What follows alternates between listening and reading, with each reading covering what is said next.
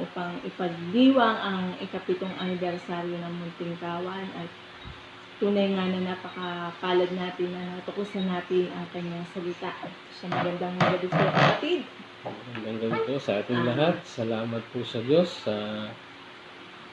patuloy po na pagbibigay niya ng kalakasan po sa bawat isa po sa atin. Salamat po sa nagdaang taon ho na ibinigay niya ho sa atin. Sa kabila po ng nangyayari po sa atin, alam naman po natin na meron pong pinagdadaanan ng mundo na pandemya. Pero salamat po sa Diyos at hindi po ito naging hadlang para makapagpasalamat po tayo sa Kanya sapagkat ito po ay nararapat at ito po ang dapat gawin ng mga tao. Kung maiisip lang po ng bawat isa po na ang pagmamahal po ng Diyos ay talagang hindi po natin kayang tumbasan, hindi po natin kayang ipaliwanag yung lalim ng pagmamahal niya sa bawat isa po sa atin. At sa ganito pong paraan na ibabalik po sa Diyos yung kanyang kadakilaan, yung papuri po talaga, kalulahatian, dapat po talaga natin ibalik sa Panginoon yun. Kahit lalong-lalo na po sa mga ganitong pagkakataon, siya lang po dapat talaga yung ating nilalapitan, asahan, kausapin po, at pasalamatan ho ng higit sa lahat. Sabi nga po doon sa awit, sa sulat po niya, ito po yung isa pong pagmamahal ng Diyos sa bawat isa po sa atin na patuloy niya pong ibinibigay. Babasahin ko po sa awit. Sabi po dito sa chapter 3, verse 5 po. Ito po, ang nakasulat po dito, ako'y nahiga at natulog. Ako'y muling gumising sapagkat inaalalayan ako ng Panginoon. Yun na lang pong pagkakamulat po ng mga mata po natin sa bawat umaga po na ibinibigay ng Panginoon ay napakalaking biyaya na po nun. Sapagkat alam naman po natin na wala po tayong kakayahan na ibangon po ang ating mga sarili sa pagkakatulog. Kung hindi po ipinahihintulot ng ating Panginoon na nasa langit, yun pong Panginoon na buhay po. Yun po yung isang pagmulat pa lang po ng ating mga mata sa umaga, dapat tanawin na po natin napakalaking biyaya po nun. Talagang meron po kasing mga nakakatulog na hindi na po nagigising. Meron naman po na nakakatulog, mahimbing po yung tulog, biglang may mangyayari po hindi inaasahan. So talagang kailangan po talaga natin magpasalamat sa Diyos sa bawat pagmulat pa lang po ng ating mga mata. So yun pong topic natin sa anniversary natin, yung God's greatest love. So talagang walang katulad ang pag-ibig ng Diyos na ibinigay niya sa ating lahat. Kasi sabi nga po sa John 3:16,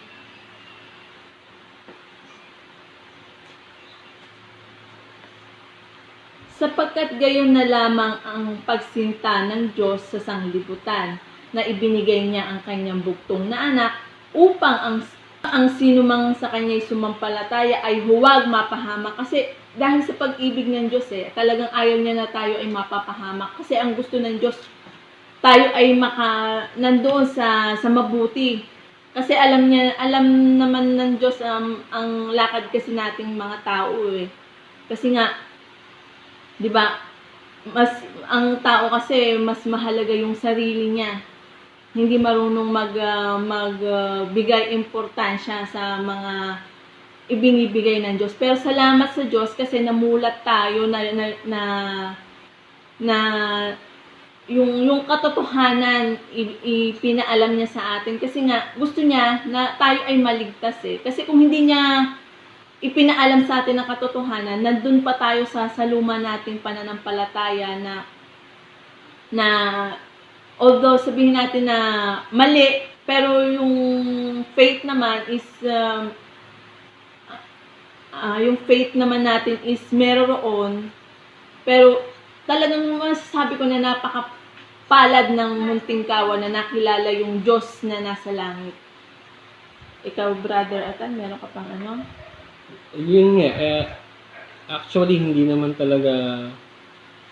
talaga ang Diyos nagtatangi ng tao eh. Kahit sino, yun yung maganda sa Diyos na nakilala natin eh. Hindi po siya nagtatangi ng tao. Hindi po siya tumitingin sa itsura, sa kalagayan sa estado mo sa buhay, kung mayaman ka, kung kilala ka ba, kung sikat ka, kung polito ka o hindi. Basta't lahat, gusto niya talagang lahat maligtas tayo. At patuloy po siya na tumatawag po siya sa atin. Sa bawat isa po sa atin. Yun po ay nakasulat po. Sabi po dito sa Revelation, ikaw na nga pong magbasa, sister. Sabi po sa Apokalipsis 3:20, narito ako'y nakatayo sa pintuan at tumutuktok. Kung ang sino man ay duminig ng aking tinig at magbukas ng pinto, ako'y papasok sa kanya at hahapong kasalo niya at siya'y kasalo ko. Yun po, napakaganda po nung verse na yun. Actually, lahat naman po ng verse sa Bible, napakaganda po eh. Although, yung iba po talaga medyo masasaktan ka, pero dapat ipagpasalamat po natin yun. Pag nakakabasa po tayo na medyo tinatamaan po tayo, kasi po tumatalab po yung salita niya sa atin eh. Ngayon, kung hindi po tayo tinatalaban, doon po siguro matakot tayo. Kasi mabisa po talaga tong salita ng Diyos. At ito po ay naranasan na po namin mag-asawa. Marami na pong mga pagkakataon talaga na sinusubok po kami. Pero salamat sa Diyos at bago po ipinahintulot ng Diyos yung mga pagsubok na ibinibigay po sa amin, ay naandun na po yung Panginoon sa gitna naming dalawa. Kasi yun naman po ang nakilala na po namin. Yung salita ng Panginoon na buhay talaga. Doon na po kami nananangan po sa salita niya. Sapagkat buhay nga po ito eh. Although, sabihin na natin na hindi natin po siya nakikita, pero yun po yung essence ng faith.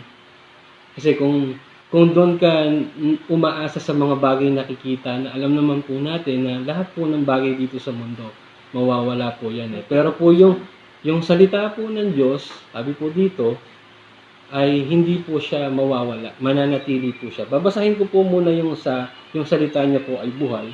Sabi po dito sa Hebreo 4:12 po. Sabi po dito,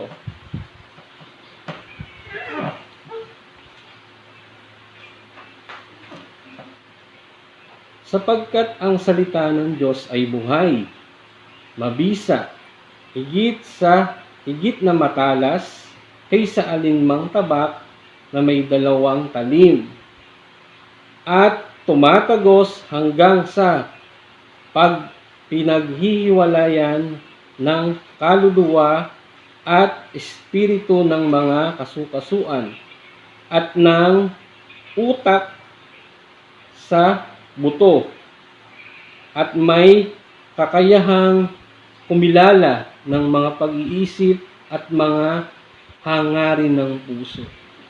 So ito po yung unang-unang verse na hindi ko po makakalimutan eh. Gawa ng yung bago pa hindi pa po ako nung kaalib sa Muntingkawan. Ito na po yung lagi pong talagang naririnig ko sa mga pagbabahagi po ng mga kapatiran. Talagang hindi ko po maintindihan po yung kung ano po yung ibig sabihin po nito, yung verse na to. Pero nung naintindihan ko po, yung salita niya po talaga yung kumilos at yun po yung humiwa po sa puso ko na nakita ko po yung katotohanan na talagang kumbaga sa not counted talaga yung mga past na ginawa ko, talagang pangit talaga.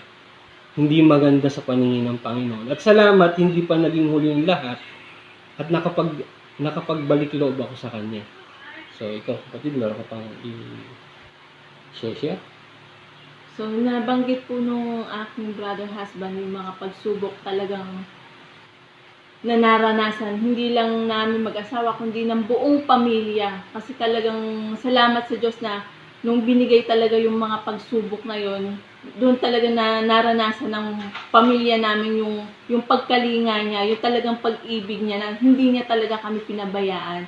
Although sabihin natin na hindi agad-agad ibinibigay ng Diyos kasi nga in God's perfect time. Kasi alam ng Diyos kung ano yung mabuti para sa atin eh. Hindi agad na pag nag-pray ka, ibibigay ka agad. Kasi siguro pag nag-pray ka at ibinigay ka agad sa iyo ng Panginoon, hindi ka na magpapasalamat sa Kanya eh. Makakalimutan mo na magpasalamat. So kaya ibinibigay ng Diyos sa perfect time kasi alam ng Diyos kung ano talaga yung talagang hindi mo mai-explain kung gaano kabuti yung ginagawa talaga sa iyo ng Diyos yung pag-ibig na talaga niya sa atin eh. So talagang yung sabi nga dito sa Korinto, yung mga pagsubok talaga hindi tayo pababayaan ng Diyos kasi ang Diyos tapat sa atin na tayo lang talagang tao yung hindi naging tapat sa Panginoon. Sabi po dito sa 1 Corinthians 10:13, hindi dumating sa inyo ang anumang tukso, kundi yaong matitiis ng tao, dadapat tapat ang Diyos na hindi niya itutulot na kayo'y tuksuhin ng higit sa inyo makakaya, kundi kalakip din ng tukso ay gagawin naman ang paraan ng pag-ilag upang ito'y inyong matiis. So talagang hindi nagpapabaya ang Diyos. Kasi alam ng Diyos yung kahinaan natin eh. Kasi kung ano yung kahinaan, yung parang sa kanta na kahinaan natin, kalakasan, di ba? Kalakasan ng Diyos. Kasi doon nga eh, kung saan tayo mahina, doon tayo palalakasin ng Panginoon. Kasi alam ng Panginoon yung pangangailangan natin. Hindi man natin hingin, siya yung nagbibigay ang biyaya niya is sapat para sa bawat isa sa atin. Kaya nga, patuloy pa rin siyang nag-aalok sa atin eh. Sabi nga, kasi nga, di ba, lahat tayo nakakaranas ng problema. Kasi walang tao na, kung yun nga mga apostol niya, mga alagad niya, nakaranas ng mga problema, mga pagsubok, hindi bumitiw sa kanya. So, sana ganun din tayo na ngayon pa na naranasan na talaga natin yung pagkalinga sa atin ng Panginoon. At saka kung mananalangin tayo, sana huwag natin hiningin sa Diyos yung madaling buhay. Maalwan na buhay, huwag natin hingiin yun. Kasi alam naman po natin na nandito pa po tayo sa sanlibutan. At makakaranas pa po tayo ng mga pagsubok, mga pighati, mga sama ng loob. Ang hiningin po natin sa Panginoon ay yung kalakasan po niya. Yung kalakasan po na ibigay po sa atin na mapaglabanan po lahat ng mga pagsubok at manatili po tayo, humingi po tayo sa Kanya ng kalakasan na manatili po tayo sa Kanya. Na wag po tayong aagwat, wag po tayong bibitiw sa salita niya. Yun po yung hingiin dapat natin. Hindi po yung maalwan na buhay, yung mga masasarap na buhay, hindi po yun. Ang hingin po natin sa Kanya yung kalakasan, yung karunungan at pagmamahal po. Ayun po yung importante sa lahat, yung pagmamahal po. Kasi po, yun po yung dahilan kung bakit po tayo nabubuhay eh, yung pagmamahal po ng Diyos para po sa atin. Yun po yung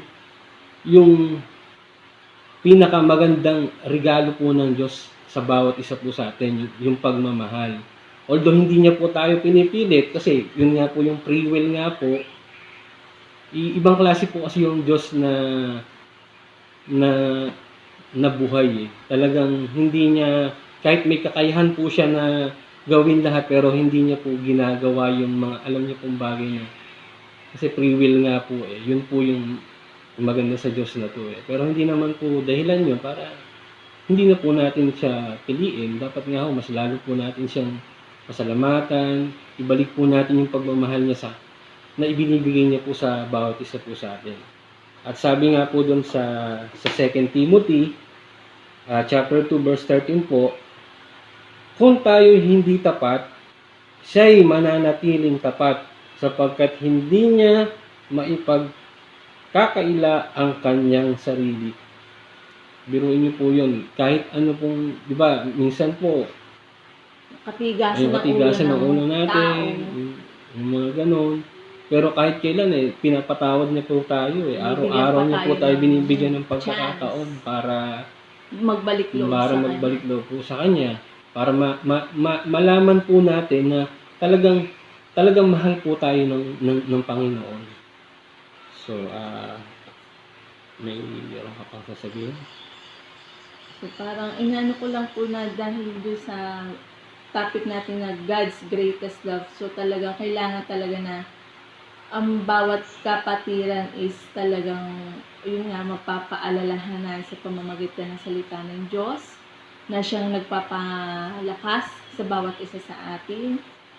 Kasi sabi po sa 1 John 4:7, mga minamahal, mga kaibigan tayo sa isa't isa, sapagkat ang pag-ibig ay sa Diyos at ang bawat umiibig ay ipinanganak ng Diyos at nakakakilala sa Diyos. So, yun pala talagang kailangan pala, lalo na sa mga kapatiran natin, na talagang, kasi although sabihin natin na nakakapag-aral tayo ng salita ng Word of God, kasi nandyan ang kalaban na 24/7 kumikilos upang tayo ay matuksuhin, upang tayo ay masila. So, salamat sa Diyos na talagang hindi niya tayo pinababayaan, na talagang yung pagpapaalala ng kanyang salita is yun yung nagiging gabay natin upang tayo ay humingi sa kanya ng karunungan, ng kalakasan, hindi kalakasang physical, although kailangan natin ng kalakasang physical, pero mas higit yung spiritual natin upang mapagtagumpayan natin yung mga pagsubok, yung mga hindi lang basta pagsubok ay yung mga emosyon natin na nararamdaman. So salamat sa Panginoon at nakapagbahagi po kami ng Word of God. Sana po ay patuloy po tayong samahan ng Panginoon sa mga susunod po na sa sandali at naway pagkalooban niyo po tayo ng maraming taon para po makapagpapuri po at makapagpasalamat po sa Kanya at maipahayag po ang Kanya pong salita. Maraming salamat po. Ako po si Brother Jonathan. Ako po si Sister Ella na nagsasabi po sa inyo na God bless po. Salamat po.